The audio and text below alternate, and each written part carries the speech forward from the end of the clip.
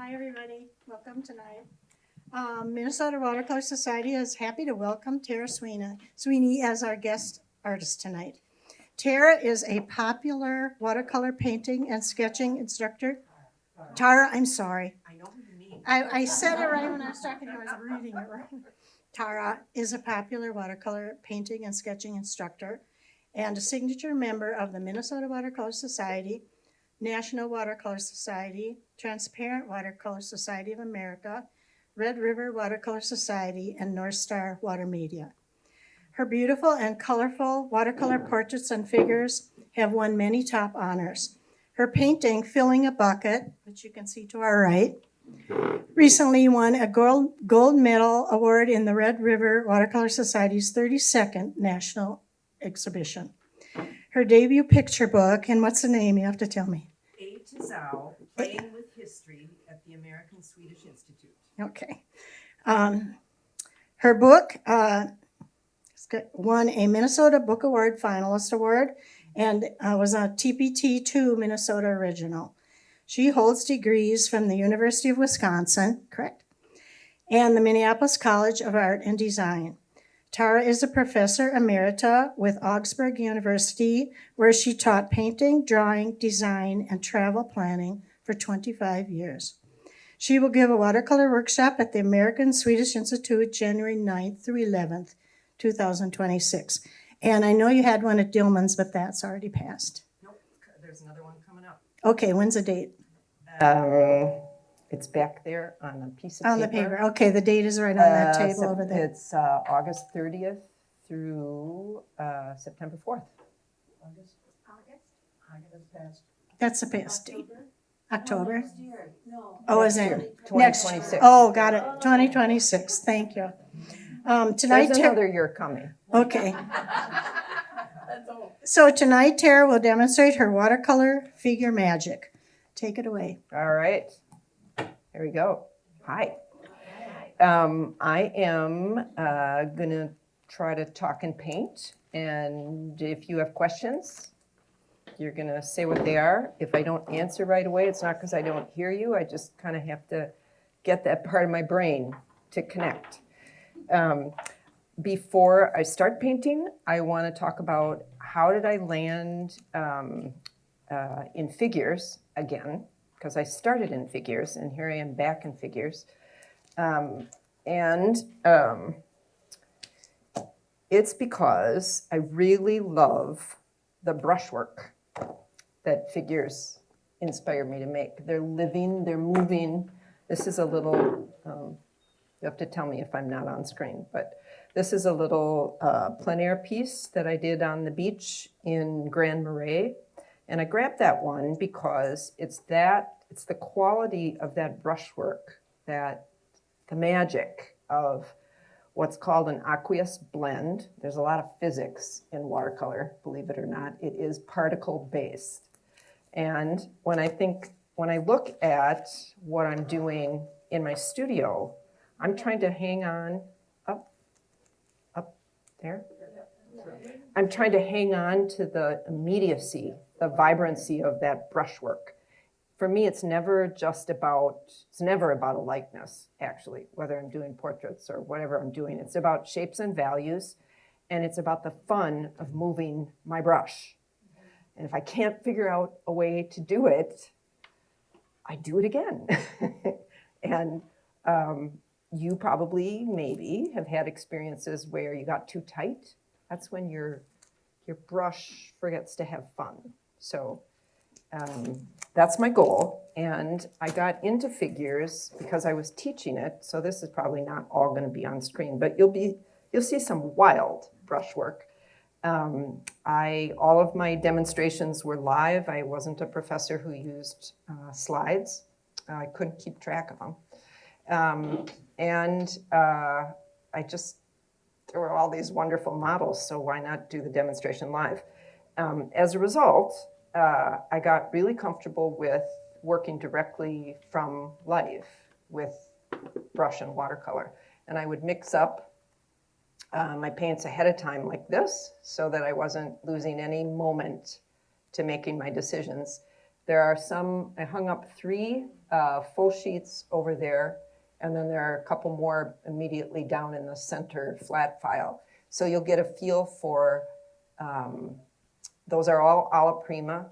They're most of them in 20 minutes, and the water is king. It is, I'm letting the water do my work. So I still say that, and I'm still looking for that. Here's another one. Oops, could I ask you to send that back? I'm getting a little feedback. I'm not sure what I'm doing, but there we go. I have not fallen very far from my tree of colors that I used throughout my undergraduate teaching. I work with a split primary limited palette, which means I try to use as few colors as possible to do whatever I do. And this is not an original, but it's over there. You can see the connection between those colors. I do occasionally try new colors. Usually when some manufacturer, gives me some and you're like, well, maybe it's good, let's do it. And then if I like it, I keep it in my palette and I give it a turn. And every once in a while I switch things out, but I have my favorites. So I no longer teach drawing from the figure or watercolor from the figure, but it turns out there are figures everywhere in our world. And if you go to places like parks and beaches and coffee shops and marinas, people do the same actions over and over again. So you really don't need them to hold still. And it's a great place to practice. Some of you know that my home away from home for teaching is the American Swedish Institute. And I do teach some plein air classes there. This is a one-day class that I taught, and there are figures in there. They're very different kind of figure than what I'm going to demonstrate tonight. But here again, it's the immediacy of that mark making of, there it is, make a decision, move on. It helps keep that muscle memory active for me. And then when I go back to my studio to do these kinds of paintings, and the one that I'm going to do tonight. Pull that up. Sorry, we couldn't see the one from the Swedish Institute. This one? Thank you. Wow. Okay, I'm going to have to grow my arms. Yeah, so obviously I'm not doing all figures, but those are all from life. And then every time I travel, I have a sketchbook. My fixation for the last 10 years has been zigzags. There's an example over there that I did in Scandinavia in May. It's a 2-sided sketchbook. And that also, I'm using ink and watercolor, and I'm very rarely using ink in my studio paintings these days, but you never know. Could come back. I love ink too. Anything I can put on a brush. I don't just do representational work, though I do a lot of it. I often work from direct observation and then shift to the design part of my brain, and I do pattern and motifs. So you'll see some examples right in front of that little zigzag over there from that kind of work. I just finished a workshop on garden motifs. Thank you. And there's one coming up in February that I teach every year as close to Valentine's Day as I possibly can, because I never saw a heart I didn't want to play with. So there's one sample over there. Thank you for holding those up. Anyway, all of it puts miles on my brush, miles on my color mixing. It's the exact same palette. I'm not changing the brush or the palette or the colors, but I'm thinking in different ways with what I want to do with my shapes and values. So I like to say that we tend to make things hard for ourselves and say, the only kind of painting that counts is this kind of painting, right? That's not true. If your brush is in your hand and you are putting miles on it, it's moving you towards that goal. So to that end, I have developed a lot of funky little playful warm-up activities for myself and others. Is this one on screen? Yeah, so this one is what I call the grand piano start. See that? Or hedgehogs, mushrooms with legs. I don't know what they are. It started out as a doodle one day, and I went, I wonder if this is like cloud watching. Cloud watching, could I turn those into figures? So that's what happened. And I literally just make a blob and put 4 extensions on it, and then turn it into something. Because we know a figure when we see it, and sometimes this is sort of reductive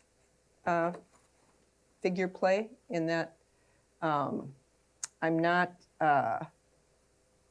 looking at anything except the shape, and I'm playing with what can I find in it. So let's just see what happens. And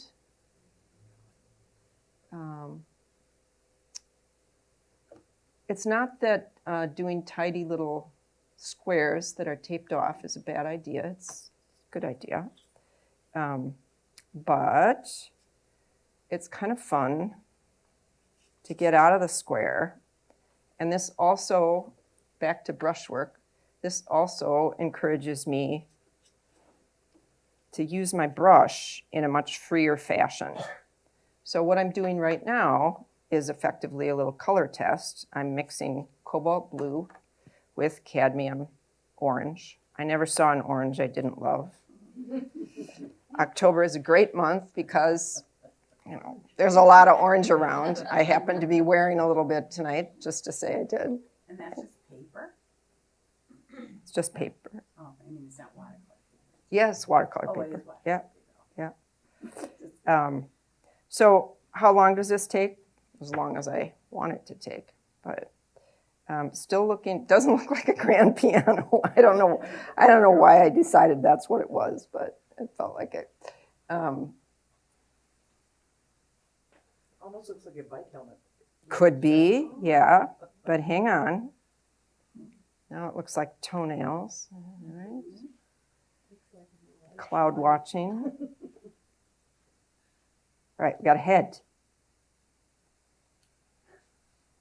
Okay, then, you know, things can start to happen.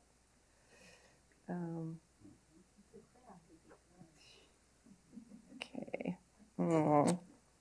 Let's see, what do we want to do here?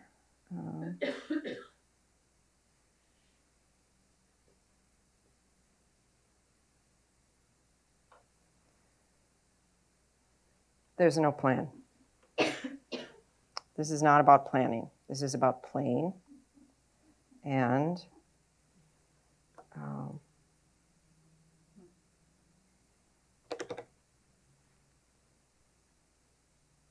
if I am trying to figure out what my brush will do, it's also a great way. I'm loading the tip. Again, you could do a really orderly exercise with this, but I like playing. So, Tara, would it be possible to move your palette up where the other paint is so we can see you mix? not right now. Not right now, Yeah. no, but later Yeah. on. I definitely will, or I will do my best. So how much do I need to say to suggest a figure? I haven't met these folks yet. This is my first night together. And then, you know, I know that in the painting I'm going to make, I need a really strong dark. So I can explore that right now of what happens when I mix cobalt with cadmium red. And I get kind of a purpley dark. And then what happens when I let that edge go? Oh, isn't that fun? Oh, fun. what happens when I put that down first, get water on there. These are all basic technique things. But my strategy when I'm doing this and when I'm encouraging others to do this is that when we play, there's a different part of our brain is active. Because we're not trying to make it look like Aunt Mary. We are just moving paint. Ooh, I like that. Right. So, we don't know what it means, but they're best friends. Try it. It's kind of addicting. Set that over there. Okay. Then we'll get down to business. So I don't know how long that took, 5 minutes? But in that time, I can disarm whatever in my brain is telling me that I'm worried about this. I'm not worried about it. I've been chafing at the bit to do this. So I'm super excited about it. I have the value study done. Is this on screen? Yeah? Okay. And I have, I'm going to pull these out. I captured the 3 stages of this, right? And then I printed them out because as valuable as the whole value study is, the finished value study, and I do really love this one. It does everything I want to do with my brush and with the figure. I'm going to use this as my guideline for how to paint it in color. And so How are those 3 value studies different? they're not 3 value studies. They're the 3 layers that created this. So this is layer 1. Okay. Yep. This is layer 2. And yes, this was wet when I took the picture, so it looks the wrong color, and then that's layer 3. Yep. So each of these paintings over here has a value study taped under it. That one's up above, and you'll be able to see the connection between that. If you are in the camp of you don't really ever need to do a value study and your paintings work for you, yay. I love doing them because I find them really relaxing. And I work out things like composition and what kind of edges do I want and where do I need the water with one color. And then when I shift to using all the colors, I've solved a whole bunch of things. And I can really focus on what is the paint doing. So when I make a drawing, I look for what are the big shapes. So this little girl, she's not related to me. She was just waiting in the heat. There's I'm missing one of them. There we go. There she is a perfect triangle. And I found that interesting. So I started from that. I call it 10 shapes or less. And then what usually happens is the first drawing I make, I have too much information. And then by the time I do the value study, I can simplify the drawing. So I did. And this time, I actually did the drawing from my value study, not from the photo, because I already love the value study. So this becomes my reference. Okay? Not always, but yeah. And, I don't know, flat space, right? I'll fill it up. There we go. This is the whole photo. I'm not good at taking photos. It may be why I'm a painter, but I could find what I wanted in there. I also do, those of you who have painted with me know this, that I have a color version of it. This is really grainy. I can't even see what is that over there. It's just shapes. I print it in black and white, also pretty grainy, and then I do a posterized filter to break it down. None of these results in this painting, but they all help me see things. So the other thing about this painting is I was doing it the day that the Annunciation Church massacre happened. And I was halfway through it, and I completed it. And I have, this is going to be in the fall show for Minnesota Watercolor Society. I call this Safe Space. I didn't intentionally do that, but it felt like a way, when I looked at it after the fact, I thought, that's what happened. Like, what am I trying to say? Sometimes the emotional content, most of the time, the emotional content is not sequential for me. It's just coming out of my brush. Whatever's happening in the world or in me turns up in the painting. So they're never the same twice. I did do some swatches ahead of time so that you can see what I'm up to. I didn't use all of these ideas, but I'm going to use cobalt, cad red light, cadmium orange, quin rose, and probably a tiny bit of quin gold, and maroon perylene. There we go, 6. These are some other things that I'm testing. My method for mixing is to check what do I think the mother color is, that is, what is there a lot of? And in this case, there's a lot of warmth. I gotta find my, whoops. So it's not too hard to figure out. It's very pink. And then from there, I ask myself what secondaries I need. And I check those because that's what helps me keep my numbers of colors to a minimum.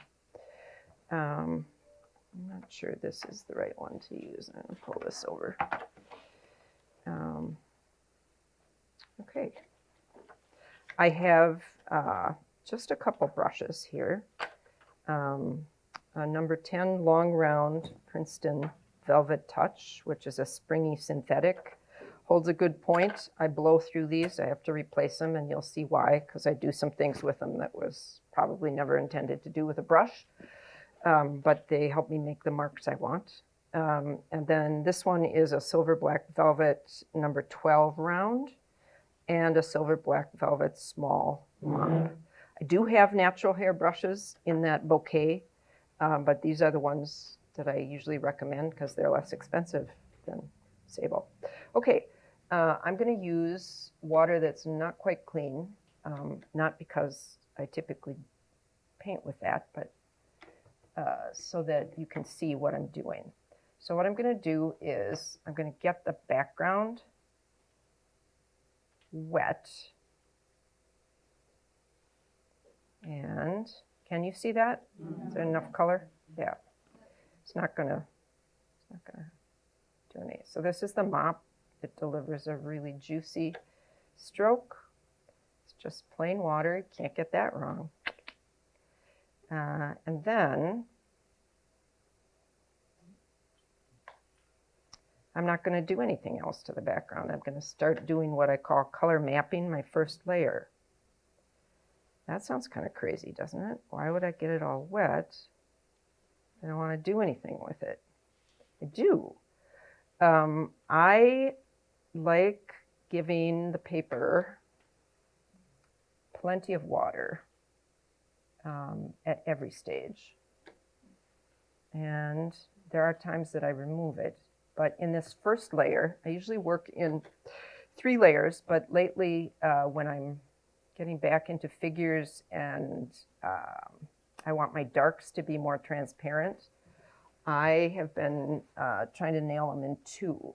And that, the perfect pair, the 2 on the shore there, was in 2 layers. And I don't know if this one will do that or not. I'm not a fast painter.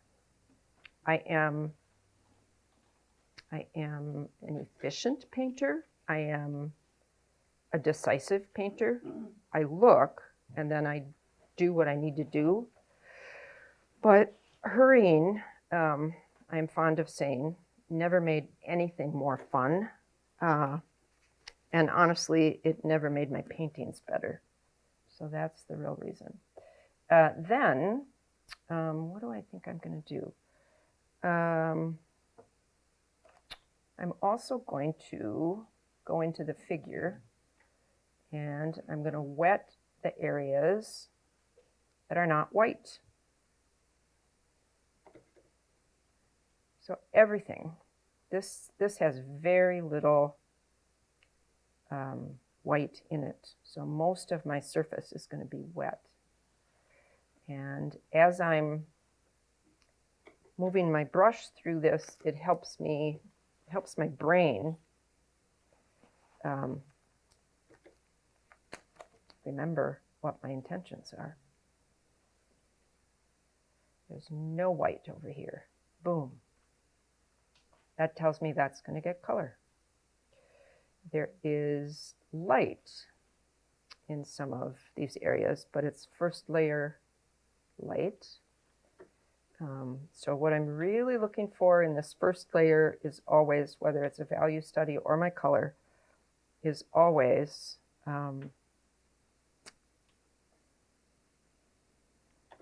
where do I want to hold the paper dry? There are quite a few what I call dry brush snaps on the hot lit side of this figure.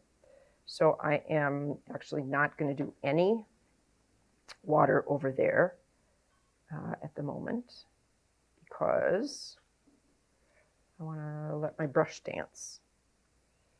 Right. And here. When I put water where I don't intend it to go, I just pick it up with paper towel. It's kind of the only thing I use paper towel for. Otherwise, I like to pick everything up with a brush. Okay, so this is a really big shape. The other thing that happens for me working this way is part of my compositional recipe. Some of you have heard this, that I need a lot of something, I need some of something, and I need a tiny bit of something else. So I'm doing a lot of something literally. It's this big unified shape. I am going to drop different colors into it to color map it, but they're going to blur together. So that's where the unification comes in. And then once I have water everywhere I want it, I'm going to take the moisture out of that brush and pick up the puddles. So I'm not using my paper towel for that because that would ruin my happy water. Okay, I'm going to keep working with the mop, and let's see, where's my, oh. I know that my mother color is my cad orange with lots of water. I cannot use the cadmiums without adding a lot of water. They are transparent if you let them float. There are pigments that are transparent on the label on the tube, and then there are ways of applying pigments that keep them transparent. So I think about it as letting it float. I am mixing my little cobalt blue into it because she is not cadmium orange throughout. Put those over there. But there's a lot of, to my eye, there's a lot of orange in her. All right, caramel. She's caramely. Is your first layer generally always just your mop? Often, yes. And as soon as I say that, I'm going to pick up the other one. And then I'm going to mix. So this is a really juicy shape, even though it's little, because I'm using the mop. And I want to mingle. I'm going to get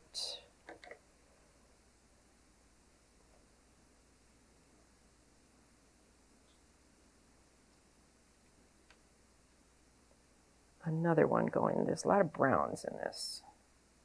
So I'm not going to worry about that.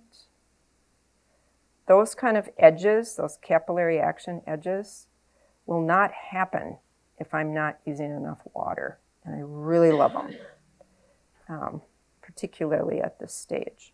So you can tell that the top edges of this shape are hard-edged. And that's intentional because that part of her is catching a lot of light. So now I just have two puddles here. One of them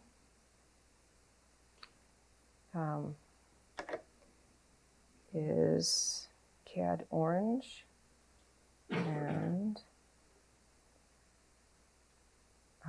cobalt blue, and one of them is What are you looking at? Your value study or both? both. Okay. Yeah.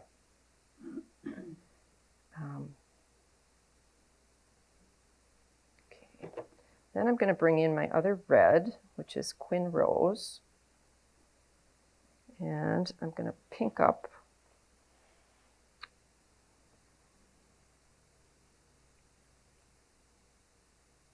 that. And all those color shapes are talking to each other. This is not about this is really not about detail. Carol, you wet your paper and then wet your figure. Did they overlap, or did you leave it straight? I wet the background first, and then I did not leave a space. I ran the moisture in the figure right up against that, but I didn't re-wet the background. So my paper is really moist, which is my goal, because it gives me all this wiggle room. I need plenty of water on there. I am intentionally going darker on this first layer than I used to go. And that is because I am trying to get those darks in 2 layers, not 1.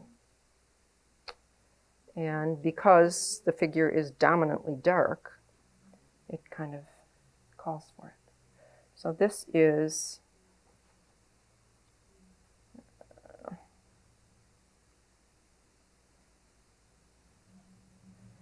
when I am introducing, like this is a very wet shape, but I'm not brushing this shape, I'm tipping into it.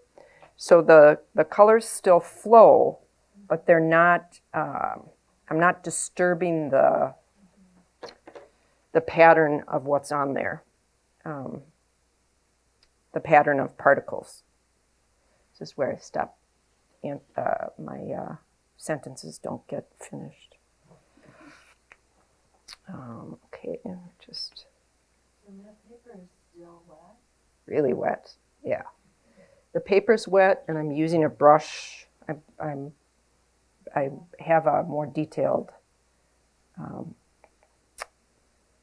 a more detailed brush. I have more. These are smaller shapes. That's where I'm trying to get that word to go. Maybe maybe it's what you were saying about the particles not moving, but I feel like the damp background and then putting color right up, why isn't it bleeding over? I did it first. I could have it bleed over. But the damp paper and going right up to the, It's Arches, 140 pound. it's wet, but it's subcutaneous. I don't know if you can talk about paper like skin, but it's below the surface, but it's there, and it buys me all kinds of wiggle room for the marks that I want to make. So now I'm going into these areas, and I'm going to pull out. That's how I ruin these brushes, but I really love to do this little snap. So I'm pushing it opposite direction. Doesn't matter. Let's see, what else does she need? I think that's good like that. Once this starts to be past the shine, I'll be able to go into that and tip in some of my stronger reds. You can tell I'm not, or maybe you can't tell, I take a lot of liberties with color, but I pay a lot of attention to value. Yep, somebody just said it. Yep. So I started at the top, I'm coming down the shape. And I'm not, if I do anything up here, I'm really paying attention to how dry is the paint or how wet. So she is largely some kind of pink right here.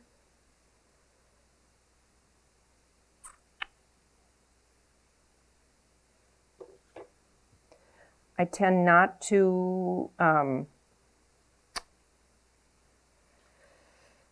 paint one.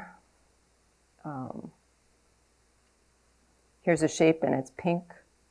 I like to vary what's going on in that shape. So I'm picking up a little of my maroon perylene, which is a dirtier red. I love the lower key purples I can get with it. Then I've got a little bit more of this grayed out pink. That's going to go in there. And we're back to caramel. Mix up more of that. Okay.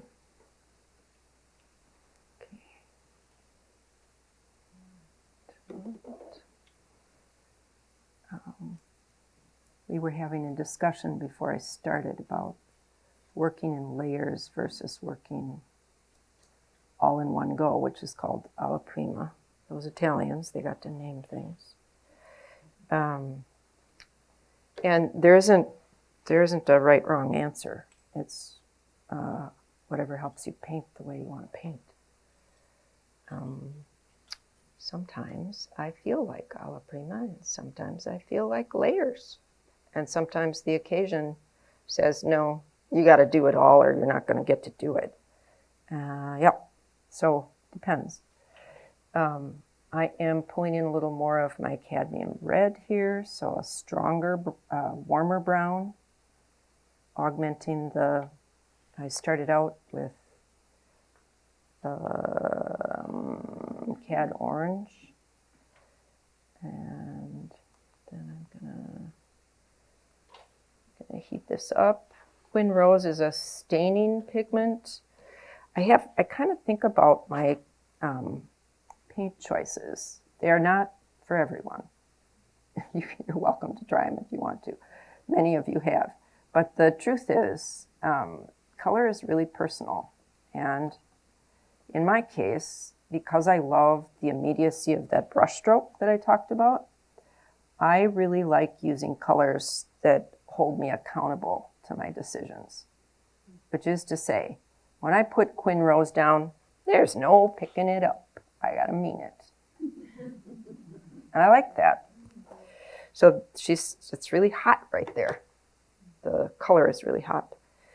And then this. Just less in. Color mapping. I'm not getting into shapes yet. One big unified idea. I paused right there because I have to pause somewhere. I can't do everything everywhere. But I'm going to mix a little cobalt with my maroon perylene and get in here. Get that. Get a little bit there. So this is, I love this aqueous blend. That's that amazing mark that really only watercolor can make, where the water grabs it and pulls it. I can probably put this in now. And there's a little bit here.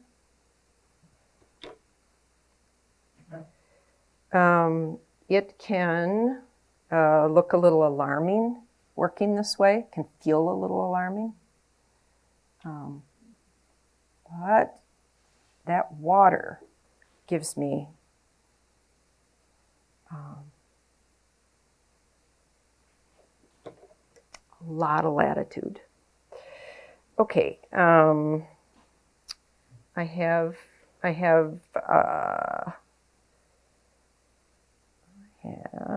can I finish a sentence? Maybe.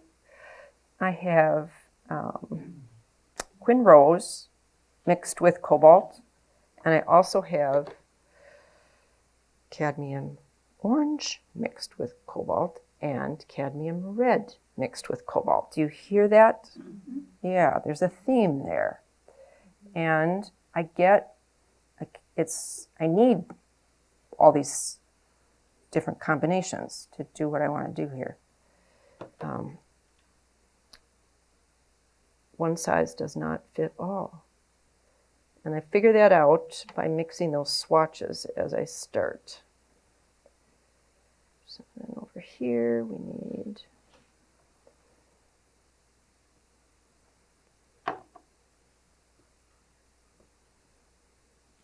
you never know. Could happen. I'm holding those whites. They're really important. Can't lose those. Over here, I can do, this is past the shine. So that means I'm not going to put very much pigment in there, but I can start to establish the shape of that little lip of hers. She's panting. And I can go up in here and I can get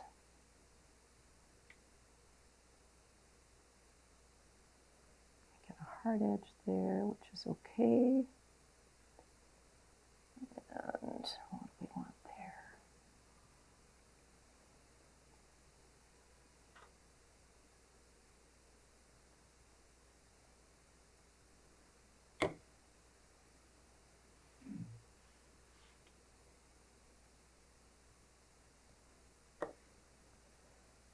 If I load this with too much moisture pigment, I'm going to get a bloom. So this brush helps me stay on top of that. We hope.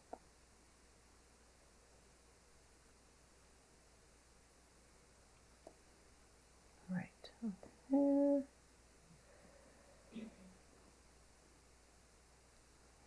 Need cool that down a little bit. And then she needs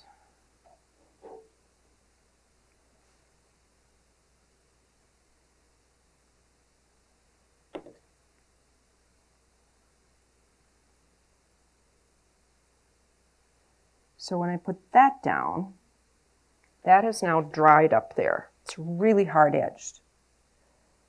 And what I like to do is tickle the edge. So I'm pulling it out with water, but there's not very much water in my brush.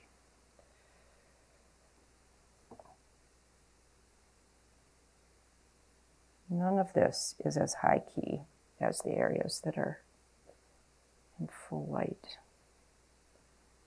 So that.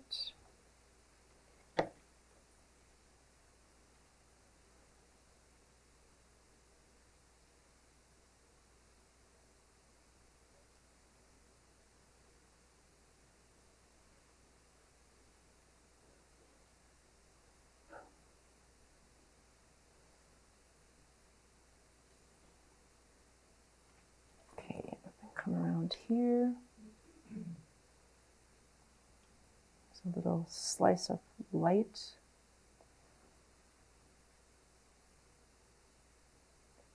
And right in this little crook, there's a very cool spot. These are, it's certainly possible to do these on another layer and tend the edges, but I really like doing them when I can get the water to do my work. And dropping it in there right now, it just floats up. That is a little cobalt. All right. Laura, do you usually, when you're just doing a single figure, work this small, or is this because of the demo time that you're working small? I work, I don't work bigger than this under a camera because it just doesn't fit, for me anyway. But I do work bigger in my studio. All right, this is a stronger red. I like pushing the red in the places, pushing the heat of the red in the places that, the way I think about it is you can feel the pulse of blood, and ears and fingers feel like that. This needs a little more blue in it.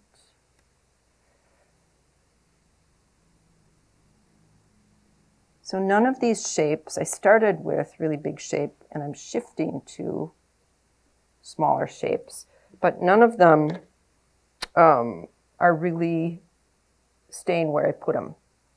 They're migrating, in a word.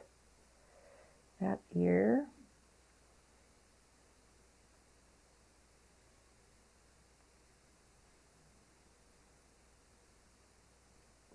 All right, then we're going to come down this way.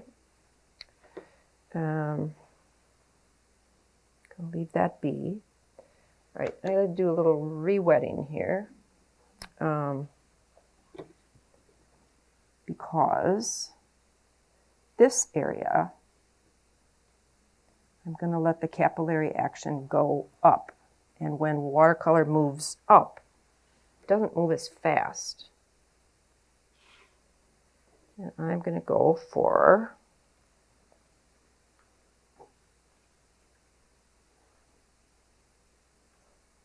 Quin Rose and cadmium orange. That one is in full light. So all of these low-key colors that I've set up here, I'm using the same combination of pigments, but I'm bringing down the intensity by introducing that blue, and there's no blue in this mix. So then I'm going to let that float up there. Then I'm coming in with some kind of working that out. Cobalt and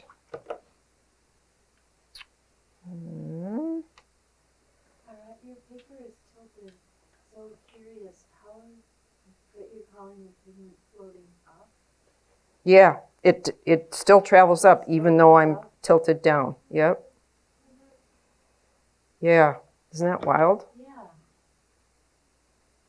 It just doesn't go as far or as fast.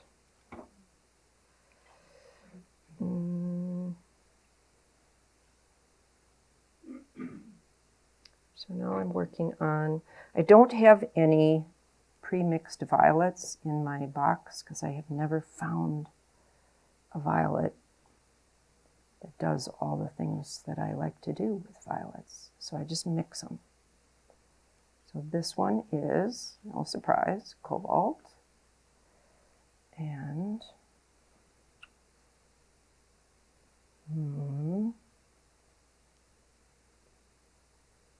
quin rose. And then this is cobalt and maroon perlane. So I'm cooling it down as I come down the arm, dulling it down, adding that blue in. But I want that, so watch this, see, it's going up. Touching it, but it's going up. Doesn't go very far, which is kind of handy. All right, what happens here?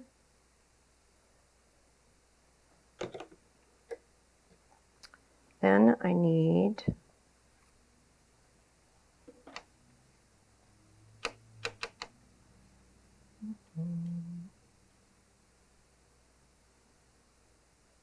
it's got a little more pink.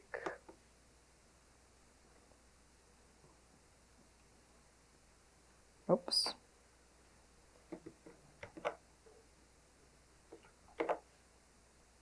Right. I have to come back and no, I can do it. I want moisture in there, and I'm not going to touch that shape I just put down, because when I touch it with this, I want it to migrate up a little bit. It's a sweet little shadow. It's really, or a sweet highlight. It's soft on one edge. When I put these colors down, I don't know how they look on the camera, but they're pretty hot. And you know that thing, they don't dry that way. They get boring.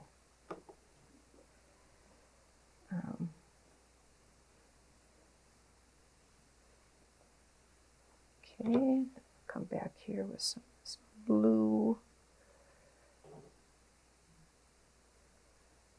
Dull, we've got bright purples, we've got dull purples, we need them all.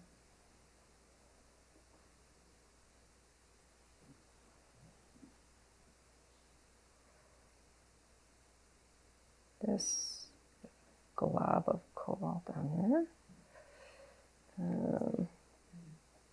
Tara, are you looking for the shine to know that your paper is wet enough for what you're doing?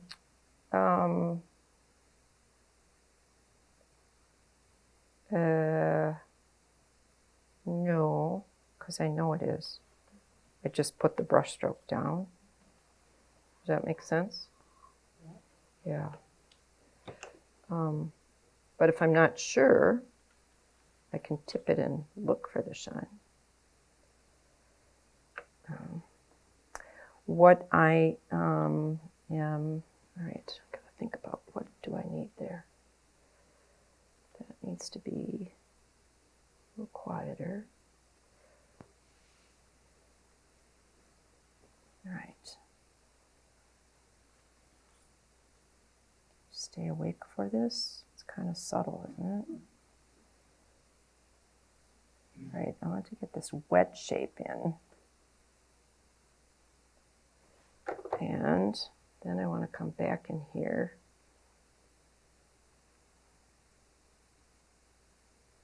While it's wet.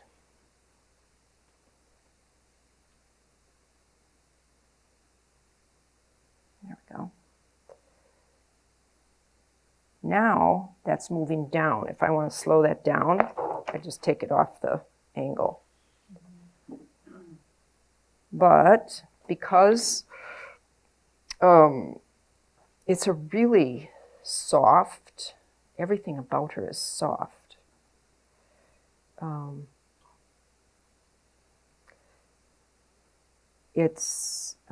an opportunist. I can get those soft transitions really easily if I'm hanging on to my moisture. And if it gets too dry,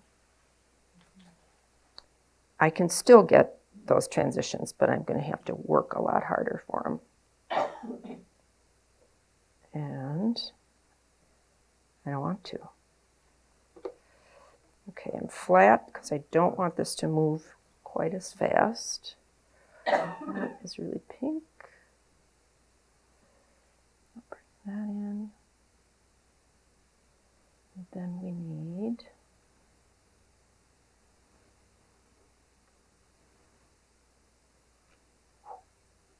that's beautiful, but that's not what I need just now. Okay.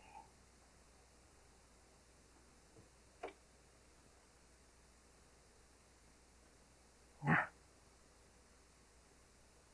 More blue. Maybe straight up maroon parallel. Let's try that. There we go. This is why I like this. This pigment is a fairly recent companion in my palette. Maroon parallel. But I like it when I'm doing these. So now this is dry. This is not. I can still do this. Yeah. Does it fill out a form when you drop it? Oh, darn. That's why you should tilt the mirror and then you can do it wherever you want. Don't be sure. So that's another one. That's a really soft one. So see how the water does my work? Yeah. And it's not a light layer, is it? That's good. Ooh, I like that. Okay, then I'm gonna figure out what do I probably have to come. Can I do that? That's this one. I think I can do that. She's got one little knee right here. It's a pretzel of a form. Okay. And that,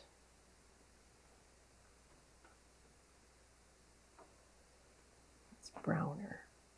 Anytime I want it to go browner, I know I need that cadmium orange in it.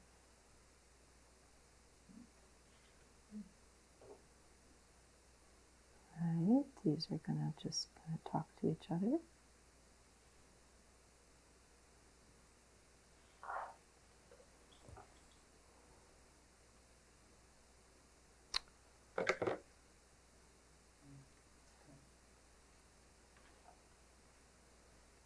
Sometimes I just use damp brush and pull the color I need off the shape next to it, like that.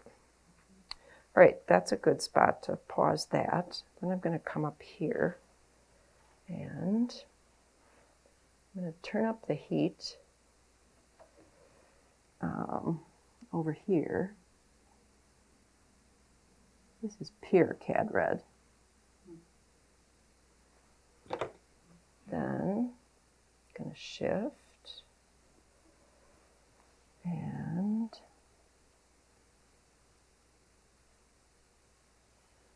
that is you know who. Queen Rose. And then I'm going to get some of that higher key violet.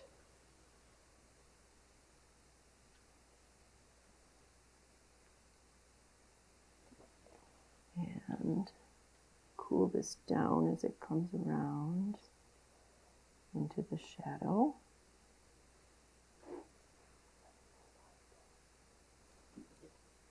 It's a really tiny shape, but it changes. It's got a whole bunch of color shifts. And just like any of these ones that I'm doing wet, it's way easier to do wet. I'm not going to worry about the fact that that's fuzzy because it's a soft edge and this gets another layer. Okay, then I am gonna go back up here. I want a little more warmth coming there.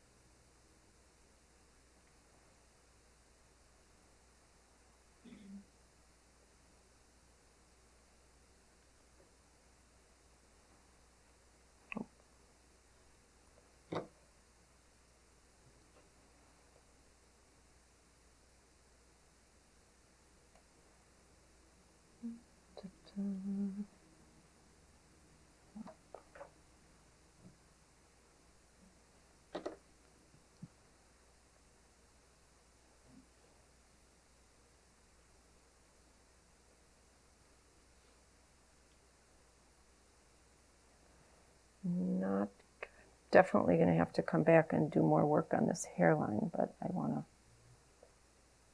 establish the shape of it. And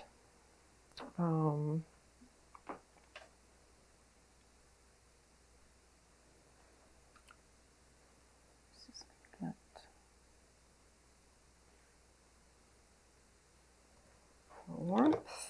Okay, then I'm squinting. Is your first time? Yeah. That's what I'm thinking. Have you been watching? I'm waiting. Yeah, she's going to do it. Here's this. All right. There is a lot of pattern in this garment, and I don't want to be too interested in that just yet. So what I'm going to do is I'm going to mix up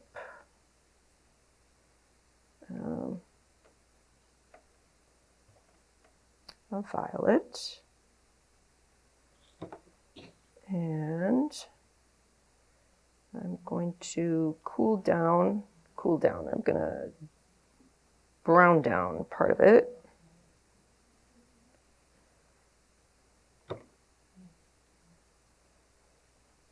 And it's a pretty light area, but I want to get this, like the shape in here and not worry about the pattern in the garment yet. It's in the shadow, so I know that I can get away with giving it a lot of violet. Then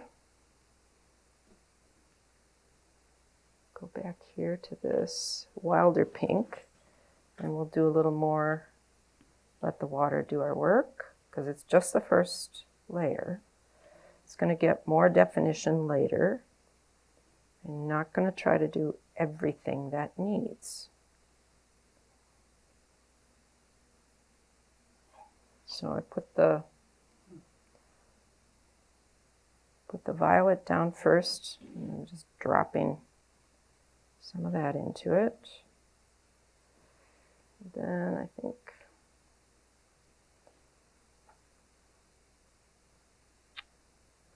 my first layers, this is sort of my first and second mixed, are always higher key. They're brighter. Your first layer? My first layers are brighter than my subsequent layers because it's really easy to quiet it down, but it's a lot harder to wake it up. So I let, if later it's too bright, it's really easy to put a glaze over it. This is just pure maroon. I don't know where marine came from. Okay, so there's a strong shadow there that I want to get. And then I'm going to come around into the light, and I want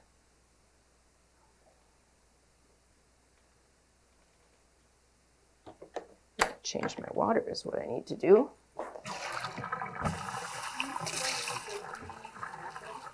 What's that? I think you were the one that was saying you use 3 different things for your water. Yeah, I do, because I often when I'm talking I mess up the order, but but it stays cleaner longer. Yeah. Okay. I got to give this what it needs here. Wow. So I'm going to keep this lighter out here. Some more water. Snap that brush.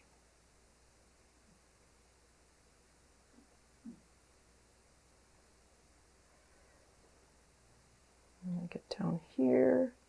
Go back to my pure Quin rose. Let it do whatever. And I can start to do a little calligraphy right there because in the light, that pattern has all kinds of white in it. Out towards the edge, it's, I have to mix, Quin Rose with my Cad Orange. And let's see, let's do this one. Oh, how well.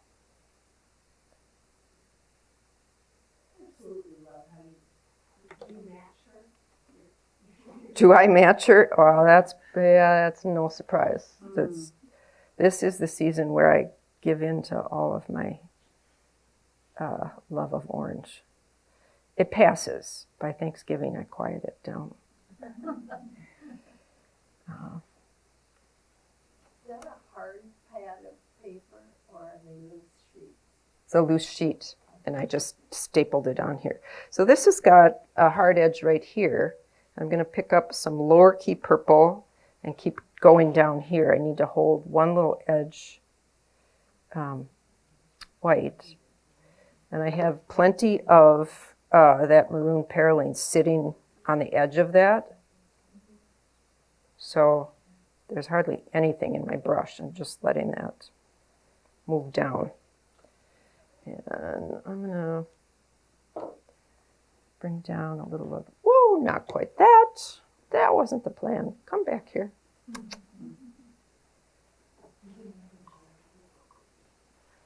And yet, there it is. So there's no going back with that. All right. I need a little more orange as I come around into the light, but I'm still hanging on to the pink. And that's this shape.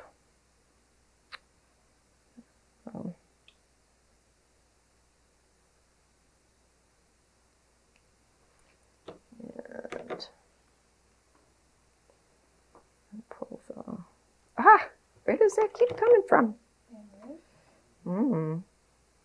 That's all right.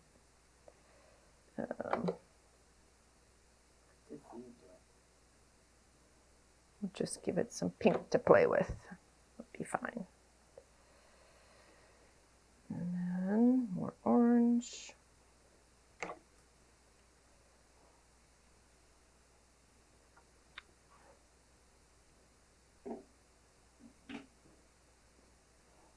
Think. I can't see that corner over. What? What's going on? We can't see the photo where on the area you're working. Yeah.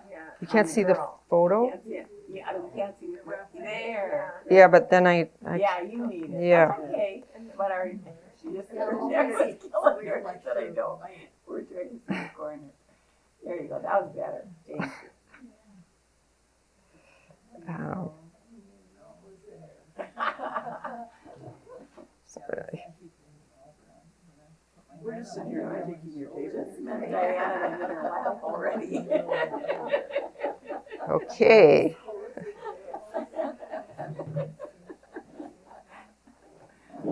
So I need more blue there.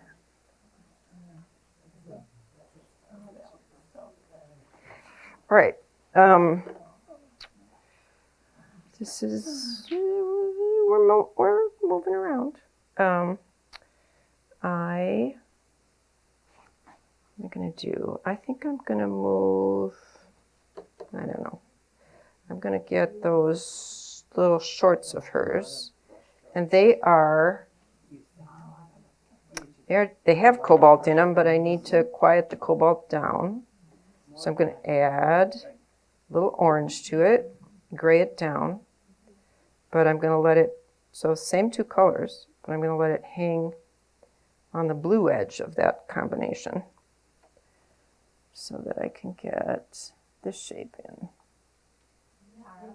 Yeah? Yeah? Question? Ooh, look at that! How did that happen?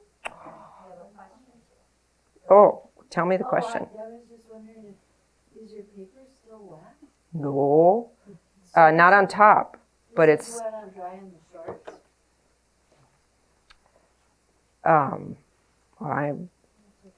yeah. I didn't re-wet it. What that does is give me, it just gives me a base. The paper hangs on to that moisture, even though it's not on top. And she needs a leg before we get out of here.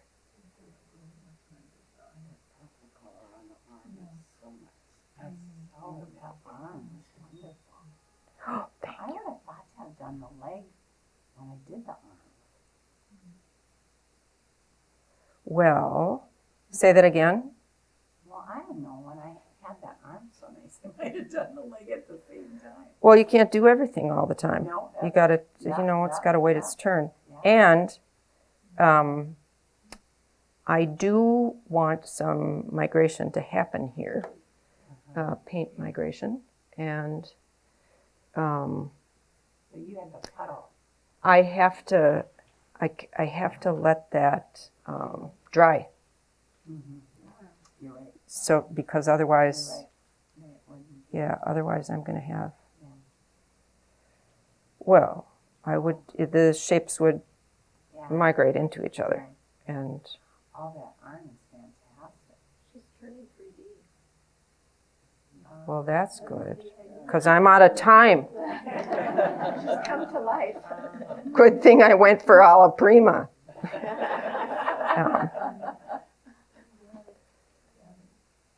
Funny how the time goes by. I don't know. We're going to get you out of here.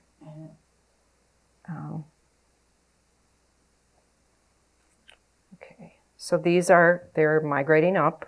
Same thing I did, right? And then I'm going to let one migrate down. And that's going to be, it is a lower key purple. So let's see. Maybe a little too low. I'll warm that up a little bit.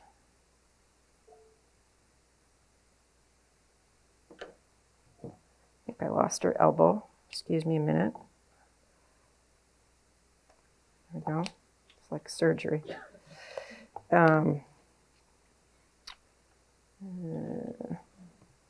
So these are, I think, the thing that can be hard for the faint of heart when you're getting into figures is not everything is pink or what people say. How do you make that skin tone? A lot of it is purple and really blue, and that's how you can make the parts that are warm. You need that contrast. Am I making sense? All right, I'm going to come back in here on this arm because this is a second layer. But without it, then I'm gonna get, woohoo, quiet that down a little bit. She's looking so good.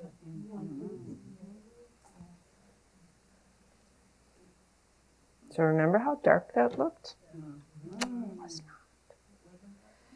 Well, Then just add another layer of nuance. no, it's 3 different colors in this little shape. Wow, okay. Yep. And then I need to soften this edge.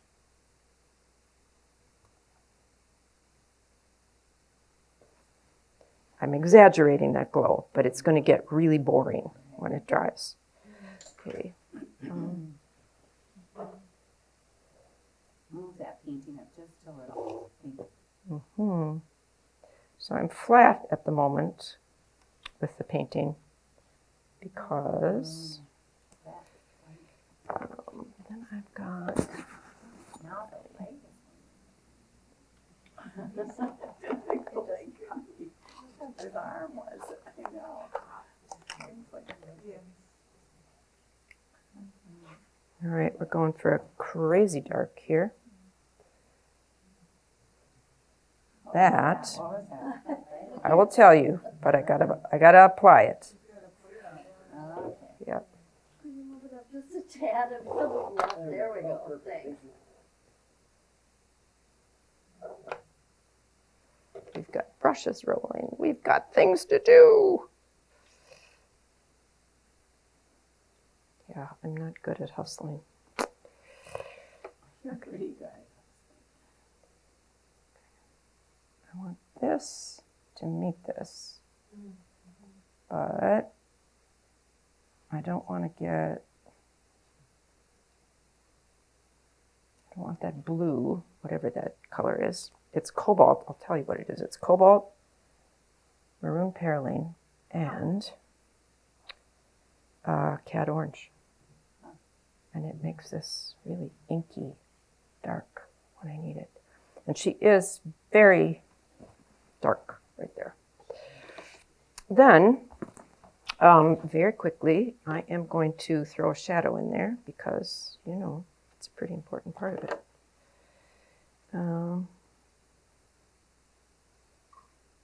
And what is that shadow going to be? It's going to be a little bit of that magic dark, but not as dark. I'm going to get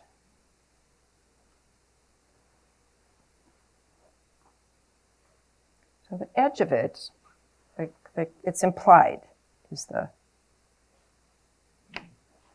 these are really hard edged, these little knobs, which I think are, I don't know what part of her is casting this shadow, but those are tight little shapes.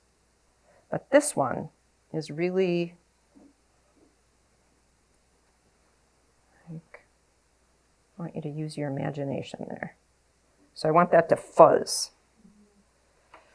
And I have to hit it right now. If I wait,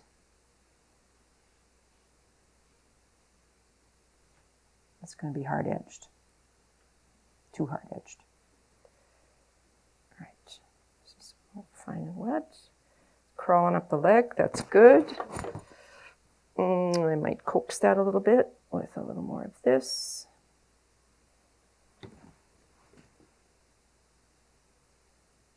Go. And then I'm going to do some kind of a little something here.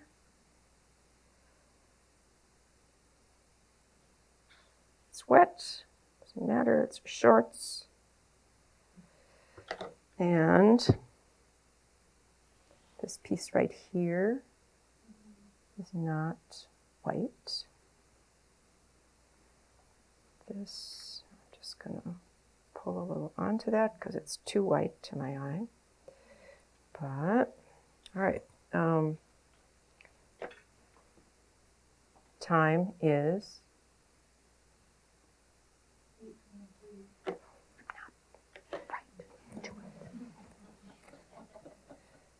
then, No, it's 7:23. Yeah, don't.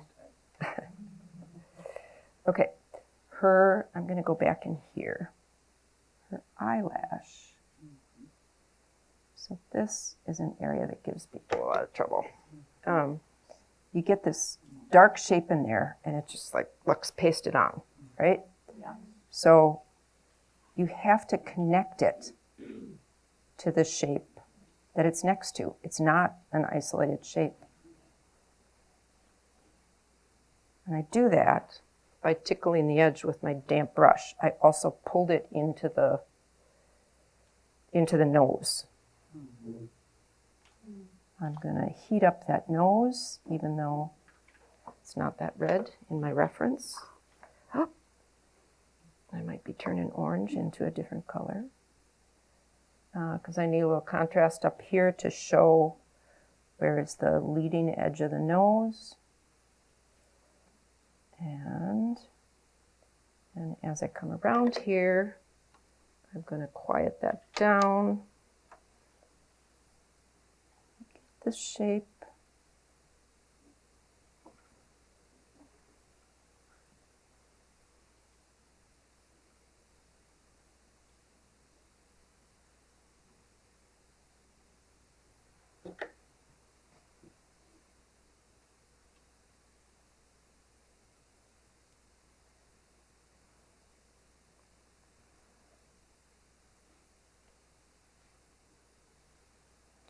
Oops, and then I'm going to carry that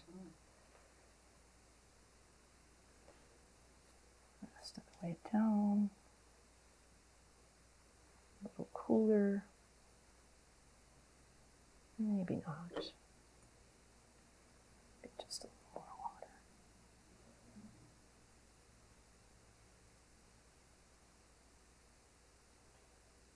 No whites in that face. This is dry, so I can come all the way over this with this last layer. And when I come over here, there's a funny little, it's a bounce on the light, on the column of the neck, right on that edge. So I can't do that all in one go. I have to come back and do another layer to show you that's light. And then here, let's see, shape right here, that's really important.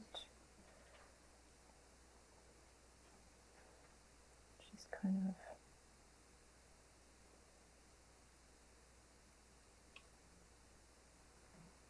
all right.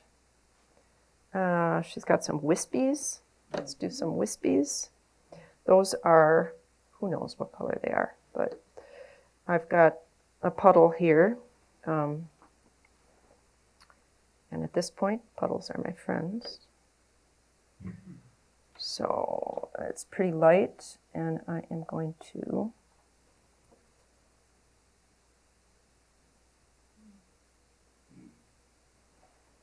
snap it. And then I'm going to come in here. So rather than trying to paint the shape of this strand, it's warmer at the top. I snapped the light color, and then I'm literally dropping the warmer color into it because it's already wet. And I need, and on the other side,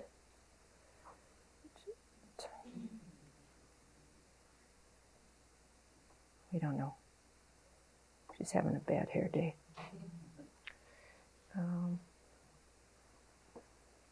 There's a bigger one here. Okay. There you go. That was a good one. You like that one? Mm-hmm. That's the only good one? All right. Oh. All right. There's far more to do on defining the patterns of things, but I think her light structure is working. What I want to do, do I have 1 minute left? I want to take this big brush. It's so fun. My swoosh. And Look at that little one. Where'd you get that brush? they're out of business. They went out of business in the, that's not where I got it. It's an Isabey. It's a little French brush, sable. So I'm taking this puddle of cobalt and I am bringing orange into it because I know I can get this really soft gray because I want to play with this background and I need the reason I need to play with this background is without it, you can't see those whites. So I want to show you those whites. Oh, shoot, so good. And just gonna go with those. This is my favorite thing to do. This is really, really warm right there, so I can drop some of the blue into it, and I can, right, I can cool that down a little bit.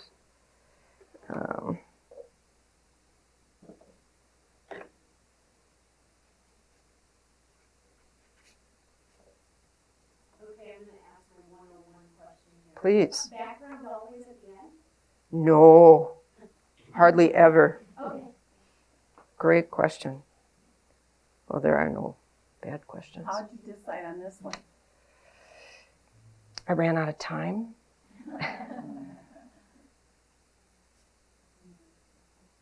So it's a little warmer there. I'm going to introduce a little bit of that there. Go back to, so I'm working these two puddles. It's the same colors I've been working with, but I want to catch these edges because that's not, like I'm not going to paint around them.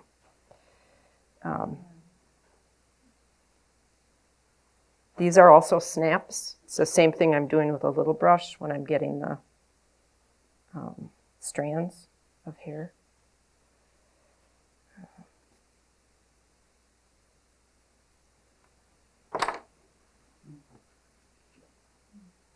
You believe in the snap because of the mark it makes for you?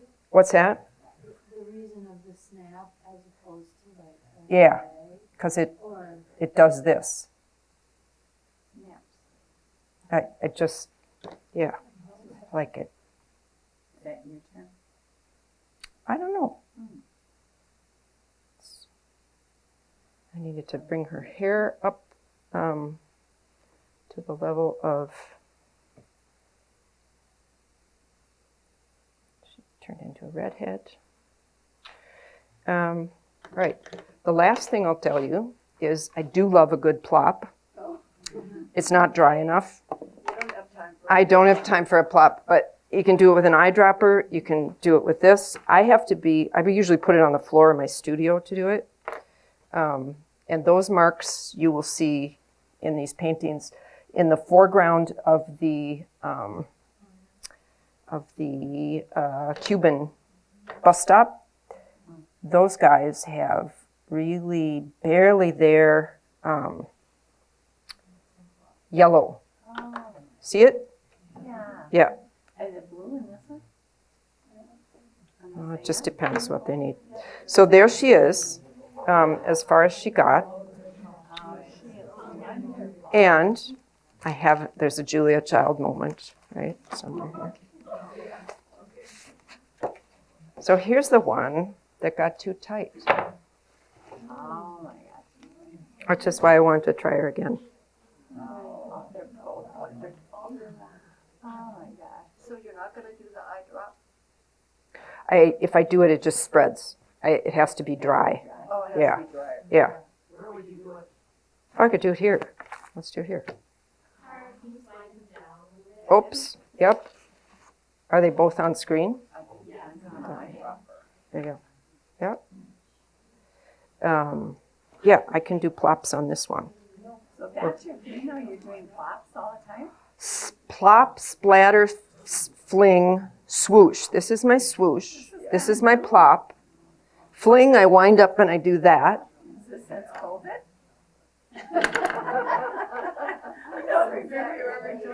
If you look over there at those life drawings, you'll see that mark all over them. No, I think what I'm doing is coming full circle. I really like moving paint. And, you know, there's to get details, you have to slow down a little bit. But then there's that moment where I just let it rip. What was I going to do? Oh, yeah. But you know what? I want to put one more.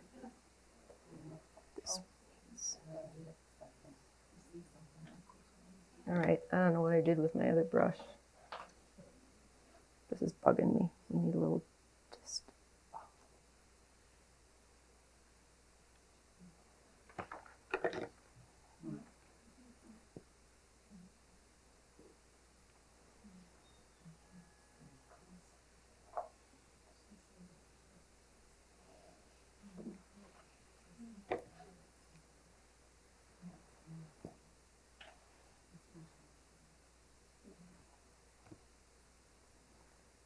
Maybe should have left well enough alone. Right. To plop on this one, I'm just going to use my grays because they're right here. Yeah, I think I'm just going to use my grays. And I can't put it on the floor because then you really won't see it. But you have to have a brush that's going to really hold a load, and you can stand there and yeah. Okay, so you get that kind of mark when you plop, and I love this mark. If I say, you know, the weight, I think. I love this burst and the dots that end up at the edge. You can fake it, but why would you fake it? It's so easy to do. I want to let that set up a little bit, and while that does that, I'm going to just put some of this in there. So a splatter, you all know, right? Mm-hmm. Life is messy. I don't have a yellow going. Then I think about it. Oh, that's a really straight line. So I pick those up. So some of them are softer. And I can say, I want that one to be, I could find my brush. There's my brush. I can tip these and pull the excess moisture, or I can literally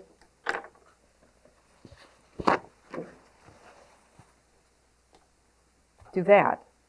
And they're going to dry a different density than these. So I have some time to work with these, and I use it.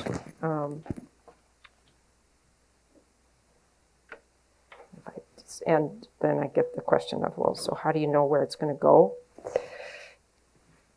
My neighbor asked me to be the assistant, don't laugh, Little League coach. He was desperate. He needed a warm body. This is a long time ago. He taught me how to throw a ball. You throw paint the same way. You look at where you want it to go. Don't look here, and it goes there. Works for golf, too. I've had 2 lessons. It turns out I can golf. Okay, never mind. Into these wet shapes, if I want to shift them with color, I can, because they're wet. They're like, right? I can tip in color. So they're really versatile. Really cool. Wow, I don't know. You know, and I frequently do it on the first layer. This is the first and only layer. And then I sometimes do it on the second layer too, and third. But never at the end.